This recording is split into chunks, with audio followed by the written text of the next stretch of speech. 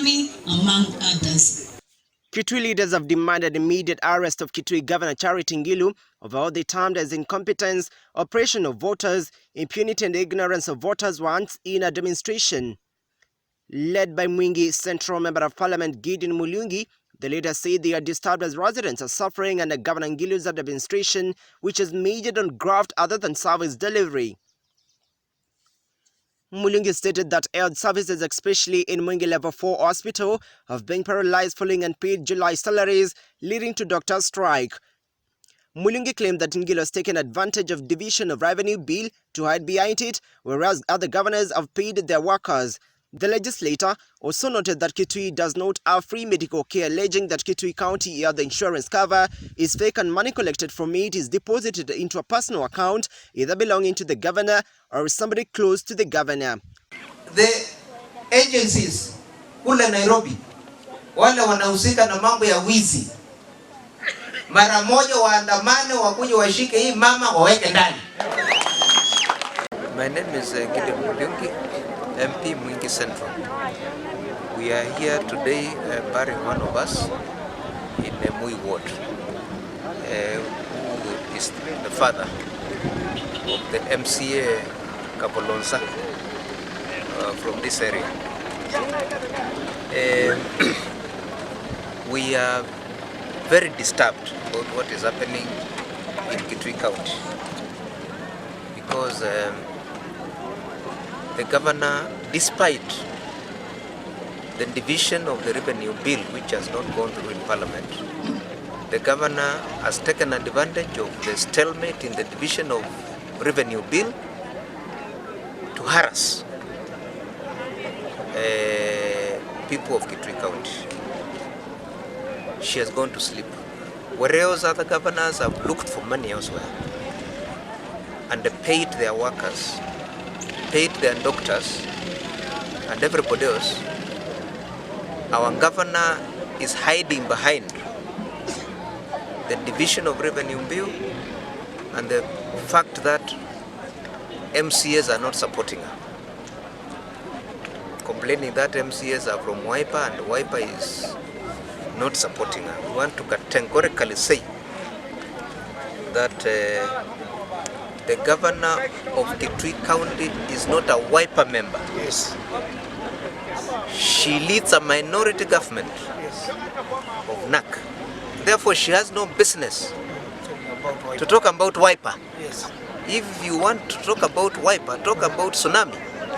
And these MCAs who are here, Yes. these are the bona fide Wiper members. And don't hide behind Kalonzo Musyoka. Kalonzo Musyoka has no business. Kalonzo Musyoka is bigger than Kitui County. He's not an MCA, he's not an MP, he's not a governor. And he will never be a governor. Kalonzo Musyoka can only become the president of Kenya, period. So don't talk about him in the county.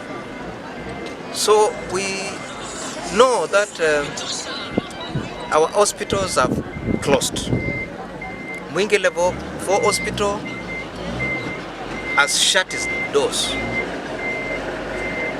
We are losing a lot of lives because doctors have gone on strike, because doctors are not working. And the reason is the governor has gone to sleep. We elected a governor who understands nothing, who is always complaining, who hides behind others, and instead of going to the office to work, she's doing nothing. We want to tell Governor Ngilu that we are ready to take over the county government of Kitui. Me, I'm qualified to become the governor of Kitui County. I have all the papers. I will not forge anything. I am qualified. Indeed, all the governors have been coming from Kitui town.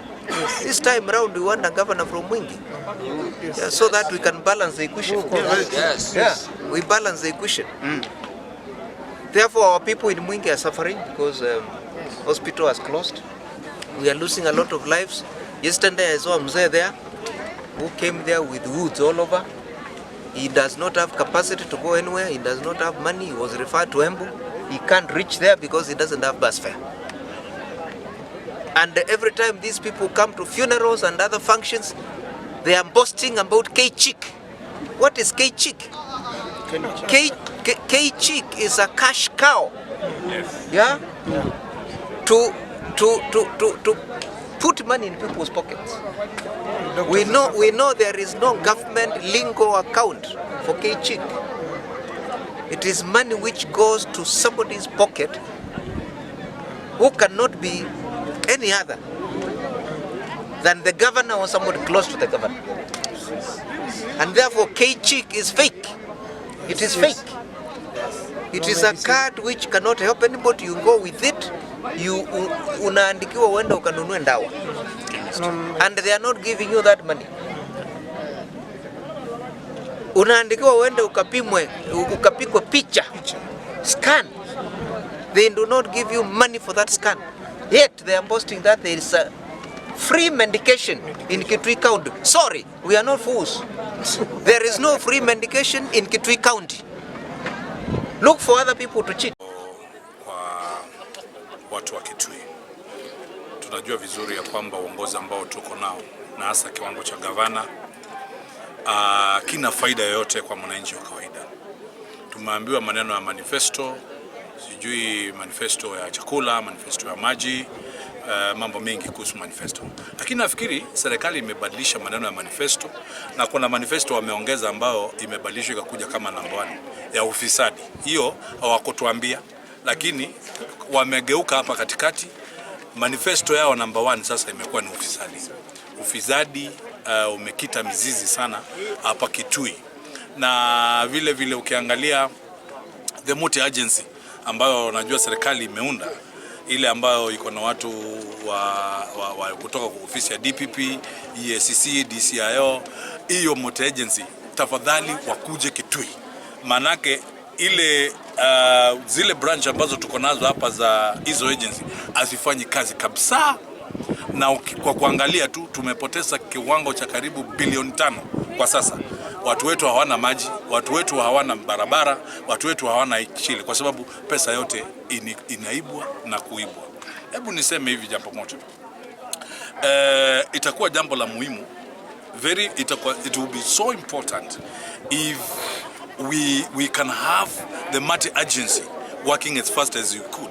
Because I think the assembly is trying its basis, but the governor has really continued showing roots of serious impunity and abuse of office and all that kind of scenarios. So I want to call upon the national government to really look into that matter. About issues of revenue, the allocation, the CARA and all that. Why should the governors call for more money while they cannot prudently use the 310 billion? Why would they continue asking for 335 more while they have not put the money which they were given last year into good use? For example, in Kitui County, I don't see any use. According to me, I support the president. Let them go and pick the 316.5 billion which they were given, and let it not be a big issue. The issue between the national government and the whole Senate about issues of arbitration about that matter, let it be settled. Let the governors use the money which they are given. If they cannot use 310, how do we ensure them with 335 billion? Surely I think we should also settle into that. Governors, issues of governors saying that they will, I don't know, they are going to arrange for a demo or they are going to surrender in office on 16th September. It's null and void. It's not here nor there. We want them to learn how they can put their office into work without money.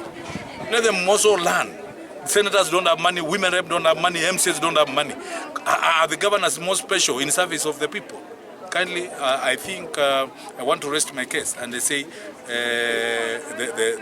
the quagmire we are in should be really settled in matters of revenue allocation. Ward Mwingi Central. Na mimi ninasema yangu ni maombi, kilio cha haki. Kwa sababu ninalia kilio cha haki kwa law enforcement agents.